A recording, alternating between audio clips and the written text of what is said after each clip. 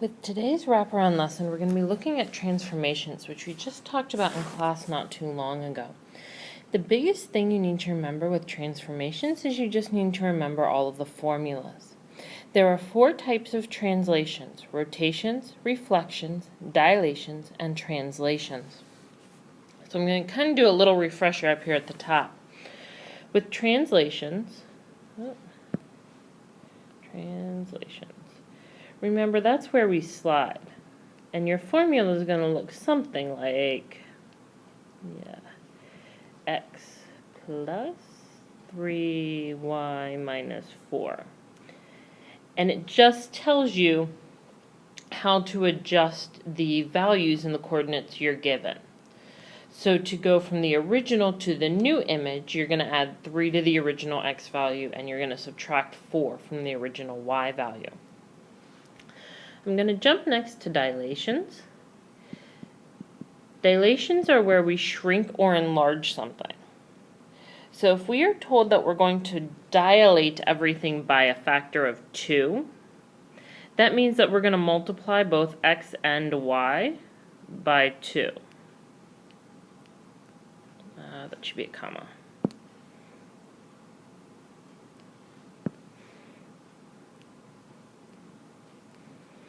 And if it said we were going to dilate everything by a scale factor of 1/4 or 1/2, we would multiply everything by 1/4 and 1/2, which is the same as dividing. Reflections and rotations have a few additional formulas. It's not quite as cut and dry. We'll do reflections first. If we're going to reflect something over the x-axis,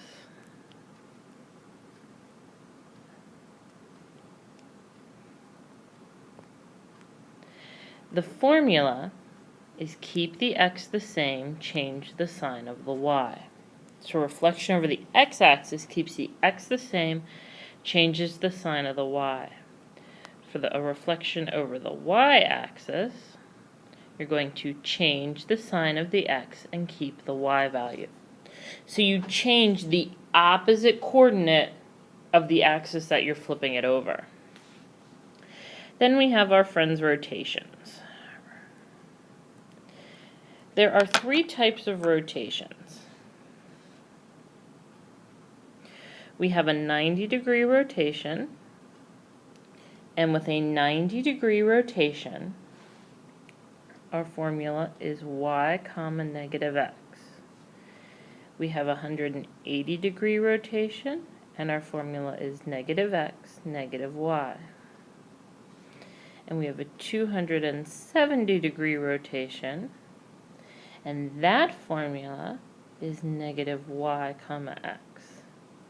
And as long as you know the 3 formulas are the formulas for all the different translations, shouldn't be too difficult then to get your new coordinates. I'm only going to go over one with you, and then I'm going to ask the teacher to pause the video and have you go over the rest of them. If you haven't already, I would strongly recommend that you write down this little bit of a refresher that I put up at the top of my worksheet. You should have some room down at the bottom or off to the sides where you could write that as well. So now we're going to look at the first problem.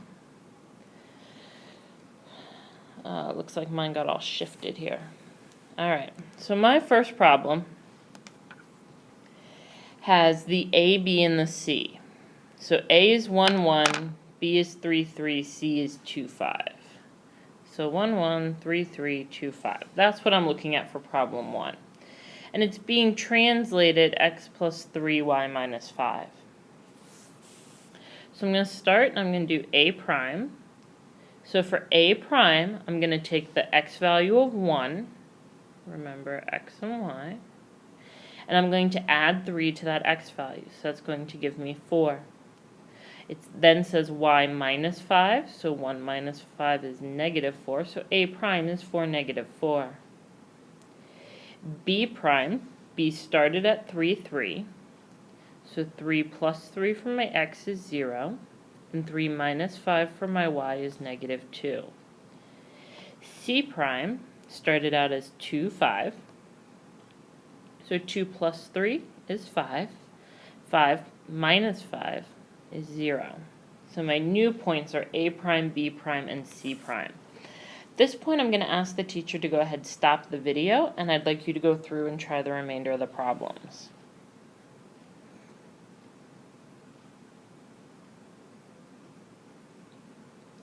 Now that you've had a chance to look at the problems, I'm going to go through, do a brief explanation with each one, and go ahead and write down the answers.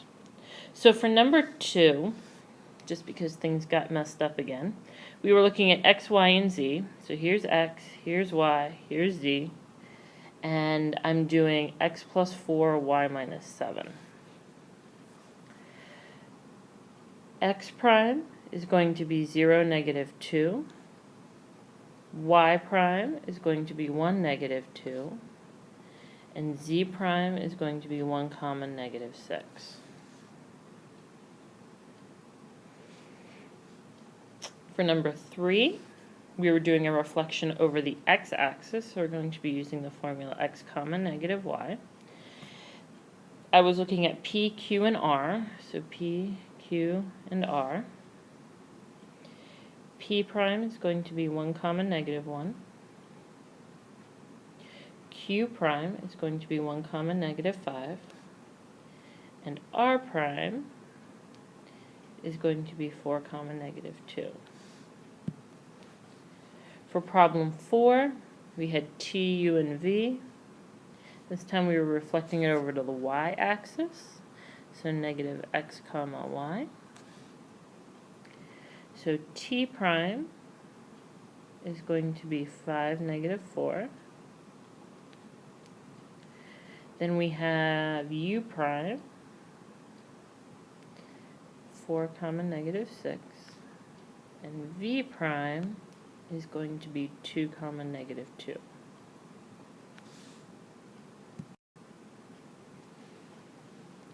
Looking at problem 5 was x, y, and z, and we were doing a 90 degrees clockwise rotation. So we're going to be using the formula y, comma, negative x. So x prime is going to be 1, comma, negative 2. Y prime is going to be 3, negative 3. And z prime will be 1, comma, negative 5. For 6, we were doing F, G, and H, and we were doing a 180 degree rotation. 180 degree rotation is negative x, negative y. So F prime is going to be 6, 5. G prime is going to be 1, 4. And H prime will be 2, 3.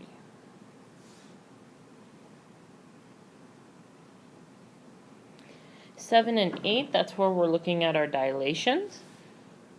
So in problem number 7, we had Q, R, and S. So Q, R, S. And we were dilating it by a scale factor of 2. So I'm going to multiply each coordinate by 2. So Q prime is going to be 2, 4. R prime is going to be 6, 4. And S prime is going to be 2, 6. In problem 8, we had T, U, and V, and this time we were dilating by a scale factor of 1/3. So you can either multiply by 1/3 or you can actually divide by 3. So T prime is going to be 2, 2. U prime is going to be 2, 1. V prime is going to be 1, 2. So for number 9, it doesn't look like my drawing showed up, but it's the one where it has the rectangle with the little kind of triangle cut out up at the top, and you have the white one and the gray one. If I were to take the white figure, I would reflect it over the x-axis. When I reflect it over the x-axis, it's now going to be facing the same direction, and then I can just translate it pretty much straight over to the right. Okay. Probably won't have to go up or down too much. I'm really just looking for that we would need to reflect it over the x-axis, and then we would need to translate it a little bit. For 10, my figures did show up. For number 10, this is no. These are not congruent. They are not congruent because the gray shape, it has more of the points than the white one. So they are not congruent. No matter how we were to rotate, reflect, translate, or dilate, we could never get that gray shape and the white shape to line up exactly. And for 11, it doesn't look like my figures showed up either. But we had the white and the gray. They look almost like an E, but the one point of the E is thicker than the other. This one is yes, we can make it congruent.